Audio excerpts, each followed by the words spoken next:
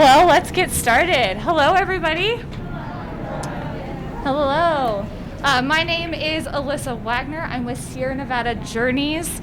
Has anybody been to a Sierra Nevada Journeys program or had us come to your classroom? Either of those? Ooh, like half of you. Awesome. That's so good. So I am the program director with Sierra Nevada Journeys. There we go. And I want to share start with a little bit about how I became the program director with Sierra Nevada Journeys, kind of my path to get there, and then share a little bit about what we do and other options with Sierra Nevada Journeys. So when I went to college, I decided I wanted to be a classroom teacher. So I got my degree in elementary education. And then I became a classroom teacher for like 6 years, taught 6th grade, kindergarten, 2nd grade, and realized that my favorite part about teaching was science and field trips. And I'm not allowed to just do that as a classroom teacher. So I decided to find a way that I could just focus on science. So I left the classroom and I found Sierra Nevada Journeys. And so I literally just get to take students on field trips and teach them science. And that is my entire job now. But just like as far as outdoor education and environmental education careers, you don't have to go to college. There's so many ways to get into this field. I got into outdoor ed because I love being outside. I've been hiking for most of my life, camping. I love being outside, doing anything outside, and getting to share that is really what's the important part in getting into a career in outdoor education, is that desire to share the outdoors with other people and that excitement. The rest of it, we can teach you. You don't have to have a degree in education. You don't have to have a degree in science. You just have to be excited to want to be outside and want to share that with students. A little bit about what Sierra Nevada Journeys does for those of you who have never experienced our programs. We have a couple different programs. The one that I'm in charge of is the Classrooms Unleashed program. Our Classrooms Unleashed program, we come into elementary schools and we teach hands-on science in the classroom. Then we get to take students on a field trip so that they get to see firsthand experience, hand-on stuff of what they just learned in the classroom. The other thing that I'm in charge of, which is the fourth bullet point, I forgot to reorganize these, is family STEM nights. So we go into schools and we bring hands-on activities that families get to participate in after hours so we can build that community and get more folks in front of science. We also have summer camps. So we have summer camp counselors that are staying in the cabins with students. They get to take them on hikes and take them down to the pond, go kayaking, swimming, all with the students. We also have overnight outdoor learning, which I'm guessing is probably what most of you all got to do, where you stay up at Grizzly Creek Ranch, you spend the night, you get to learn some content, and then just be in nature most of the day. And we've also started doing an after-school program, so we get to do science after school with students who are in the after-school program, whether it's Boys and Girls Club or Team Up or any of our after-school programs in the area. There's lots of opportunities with Sierra Nevada Journeys. So we have core educators, which are educators that go into the classrooms. Some of these people are people who have an elementary education degree and they decided they wanted to focus on just science like I did. Some of these people are just excited about outdoors, and so then we teach them how to work with students. So you can come from any background. We have a STEM coordinator. Their entire job is the family STEM nights, organizing them and creating new stations. Field educators just do the field trip part of what we do, so they just take students on field trips. After school educator is exactly as it sounds. They are the ones who are teaching in the after school programs. The residential outdoor science instructors is a very unique position. So they stay up at Grizzly Creek Ranch up in our overnight camp area. They live up there, and then they are doing the everyday programs with students. So they get to live in this beautiful place and then take students on hikes, and they get to teach them all the science that they teach up there. We also have a summer camp counselor position. So the difference between the residential outdoor science instructor and the summer camp counselor is the summer camp counselor is just during the summer months. So a lot of people will do that while they're going to school. So that way they can, when they have a break in school, they can come up and teach science, be outside, earn some extra cash, and then go back to school. All right, I'll go back one slide. So any questions about anything I've shared, any questions about me, I'm kind of an open book, so anything you want to know. Don't all ask questions at once. Yes? How old do you need to be in order to what? To be able to become like an educator or something. That is an awesome question. So there isn't really an age limit. A lot of our summer camp counselors are younger. Most of the people that we employ are 18 or older, but sometimes we will have folks who are younger, but we do prefer folks who are 18 and over, just because you're working with people that might be the exact same age as you, and that gets a little weird. Great question. Thanks. Yeah. How do you apply for an internship or a job? Awesome question. So best advice on this is to go to whatever organization you want to work with, whether it's us or anyone else. Go to their website, and all of them will have jobs or available opportunities or something like that on their website. And scroll through. We list everything that we want to do, every internship we have, and you can read through everything that's available on there. And then at the bottom, it'll always tell you who to apply to. It'll give you an email address or a name or whoever you want to contact to be able to do those things.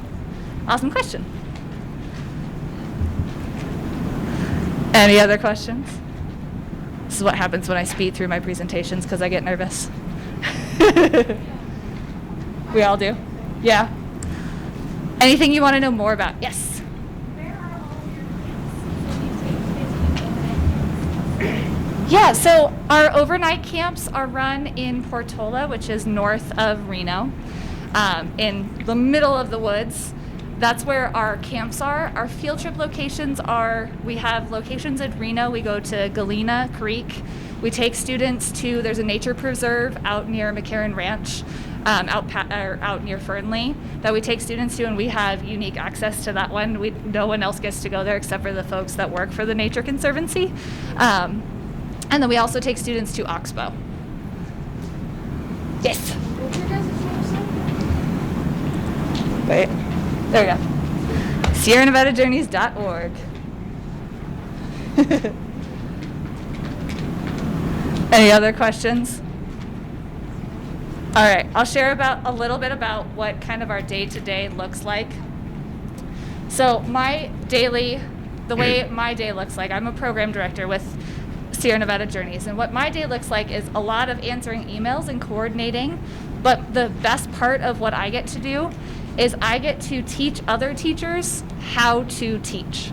So I get to train them in what is best for supporting student learning.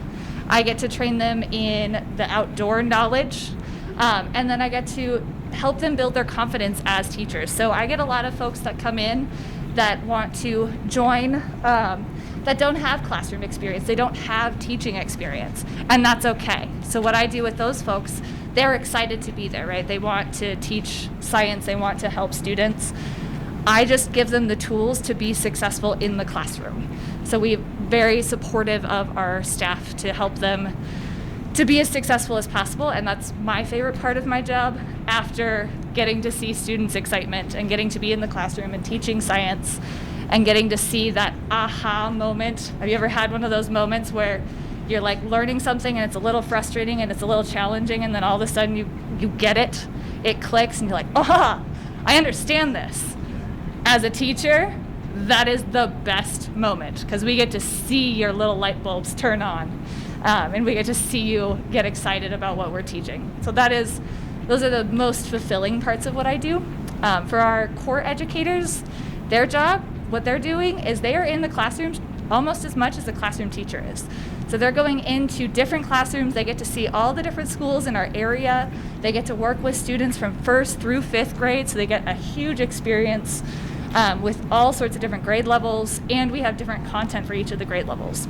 So they're in classrooms every day for probably 4 to 6 hours a day, and then the other 2 hours are helping us in the office, getting things organized, communicating with teachers. Here, we'll go this. There we go. Our field educators, they have, I think, the best job. They just show up and they get to do the field trips with students. So they don't have to go, they don't have to go into the classrooms. They don't have to do any of the office work. They just show up with us at the field site and they lead a group of students on a field trip. So I think that's my personal favorite position that we have. I have less experience with the Grizzly Creek Ranch, the residential outdoor science instructors, and the summer camp counselors, but those also sound awesome because you get to live on campus with a community of your peers. You get to live in a house that we provide, and then you get to hang out with a group of students, getting to know them really well, helping them through either pushing their boundaries a little bit so that they can grow in their comfort levels, and then helping them get to those aha moments outside. Yeah. No, that's the beautiful thing. We provide housing, so you don't pay rent. We also pay the utilities, and then you really only have to get your own food for days you don't work, because we have a kitchen on campus. So if you're working on campus during one of the meals, you get to eat meals on campus. It's a pretty awesome job. Awesome question. Yeah. Do you have summer camp activities or like week-long sessions here in Reno, or just at the camp for summer camp? Currently, we only have summer camp up at the camp, but there's been a lot of request for summer camp stuff in Reno. I just don't have a set location, so I'm kind of hoping that will grow as we grow, finding a location that we can do it and being able to do that. It's really the location is our biggest challenge, because we don't have a place that students can come to us. Awesome. Any other questions? And I'm totally drawing a blank on what time this presentation is supposed to be over. Would anybody with a schedule mind reminding me? Yeah? 11:30? 11:30? That seems longer than my schedule told me. Oh my goodness, I got a long time. Yes? Can you tell us more about what you do at the summer camp at Grizzly Creek Ranch? Absolutely. So I will do my best. I have never experienced it personally since I'm our Reno program director, but I'll do my best to describe it. So our summer camp, what they do is students come up, they show up on a Friday, they get to meet their counselors, they get to meet the summer camp counselors, then they get settled in their cabins, then they get to experience our camp. Whether that is going to a hike to the Bald Spot. We've got this really awesome hiking up a mountain. We've got this beautiful meadow that you can go hiking through. They get to go swimming. We've got a swimming pool they can do. We've got archery. We've got kayaks. We've got everything. So they get to just experience nature for a week, and it really depends on the theme of that summer camp session. Awesome. Yeah. Yes.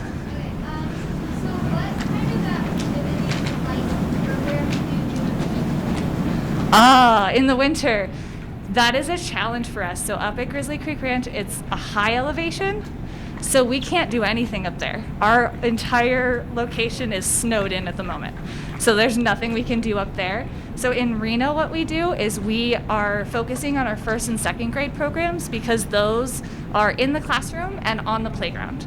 So we're not going to a space that might be covered in snow. We bring the stuff to them. So that's how we fill in our winter. Awesome question. Yes? Say that again. How often do we go on field trips? When we are in full swing, so right now we're doing a little less than normal because of COVID. So right now we're doing a field trip maybe once a week, but usually when we're in full swing, we're doing a field trip 3 days a week. Awesome. Oh, thought I saw hands. All right, is there anything else that we want to know more about what I do? The science. We've got 5 more minutes, I think. No questions? All right, now I have a question for you all.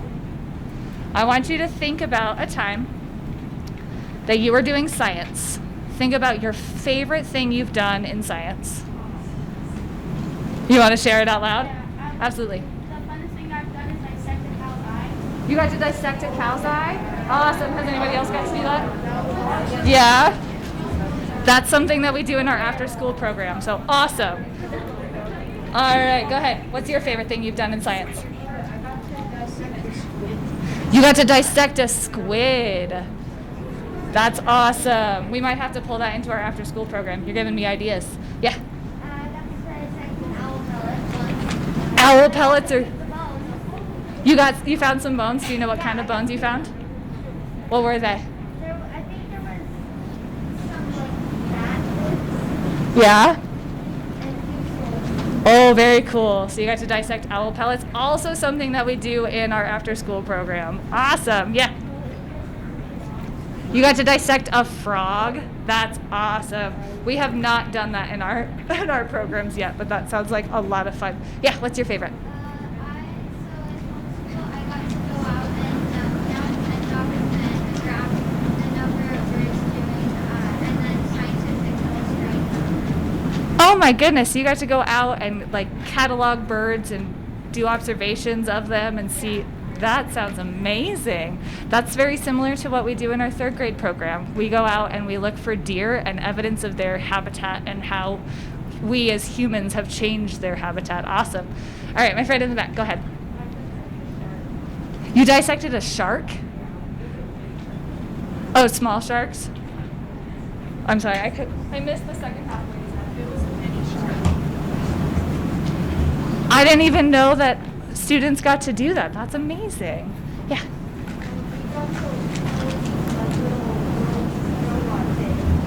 Oh, you got to build little robots? Building little robots is also something that we have done in our after school program. So that's awesome. Yes. We're building paper roller coasters. You're building what? Paper roller coasters. Paper roller coasters. Did you do that with Sierra Nevada Journeys? No. No? That's part of our second grade program. We have our students build, they're not paper roller coasters, but we do have them build roller coasters to learn about the force in motion. Awesome. Yeah. Yeah, we actually did paper roller coasters with the marble and it just rolls back. Wow. That's amazing. Thank you for sharing that. All right, in the back. Right now we're building You're building an aquarium? Wow. for fish and snails. You have amazing science teachers. Yes. In our STEM class, we're also doing robotics. You're doing robotics? What type of robotics? You don't know? Nice. We are building robotics into our family STEM night events. And so we're going to have a robotics themed event where people are learning the activities that they're doing are going to be robotics themed. And then there's this main design challenge where they get to do either build a robot or like program one to go through a course. Awesome. Any other favorite science things that we've done? Yes. This after school with their science teacher we have this like little frog pond thing, and so we got a bucket and we made a terrarium with the frog. Oh, so you found a frog and you built a terrarium because you found that frog? Yeah. That sounds amazing. What did you learn about frog habitats from doing that? Don't put too much water in the habitat. We almost drowned the frog. Ah, so you don't want too much water in the habitat so because the frog will drown. I'm glad you figured that out so you didn't drown your frog. All right, so now that we've talked about our favorite things to do in science, and I love the excitement that I saw, which means I can tell you are all excited about science, or at least those of you who are excited. I could see it. Think about a time when you were outside in nature. I want you to think about your favorite place to be outside. Think about how it makes you feel. Does it make you feel nervous? Does it make you feel excited? Does it make you feel calm? Think about how it makes you feel. And I would love to know why being outside or why this location is your favorite location. And this is something that we often do with our students, especially our middle school students.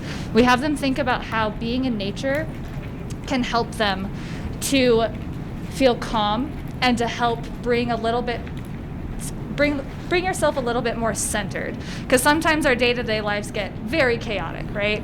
We get so wrapped up in deadlines and all the things that we have to do, and sometimes just being outside can help to recenter us and help us to calm down. Yes. Is it the ocean? Yeah. Awesome. It kind of makes me feel like peaceful. So being at the ocean makes you feel peaceful and calm.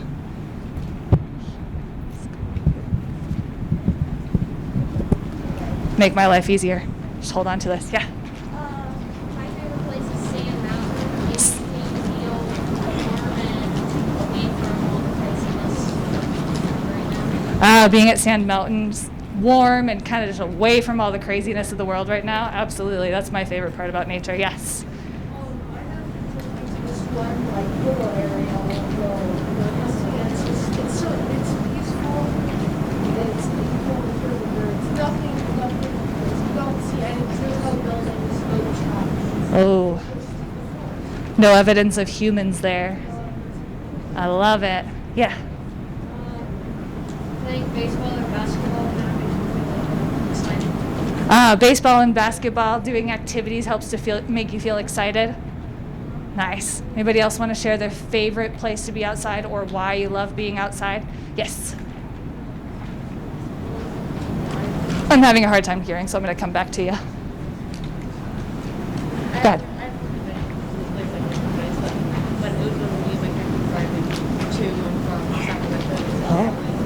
Oh. Oh, seeing Donner Mountain covered in snow, driving over the pass. Oh, that is one of my favorite places too. I love it. How did it make you feel? Did it make you feel excited, calm? What did it make you feel? It made you feel happy because you were returning home where you were born. Anyone else want to share their favorite place to be outside or how being outside in nature makes you feel? Yeah. The windows when you drive from here to Tahoe. Uh-huh. I do like looking at those while I drive. What does it make you feel when you are looking at those windmills driving past? I don't know.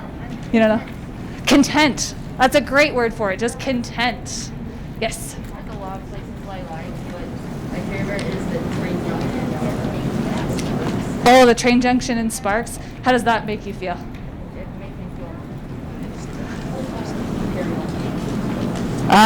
So you love hearing the engines there. It makes you feel good. I love hearing all of your passion because these are the reasons we get into the careers that we do. I have this same excitement about being in nature and being outside, and so that's really what drew me to wanting to be into this career. Yes.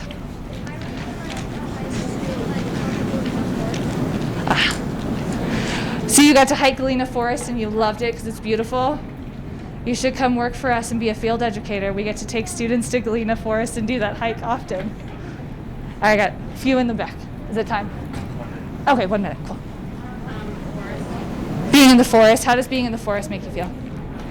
Alone. But I saw a smile when you said that, so that's a positive thing. For some of us, being alone is a negative, but for some of us, being alone is like the best place to be. Absolutely. Yes. Riding golf carts on the golf course. How does that make you feel? Excited. Love it. Yes. There's like places in Camelot. There's this whole like, you're like close to this like pizza place.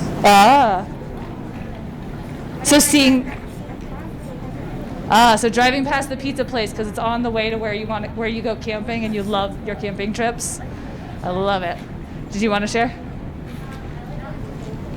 Ooh, going to Gold Lake. I'm not familiar with that. I'll have to check that out. How does going to Gold Lake make you feel? Calm. Yes.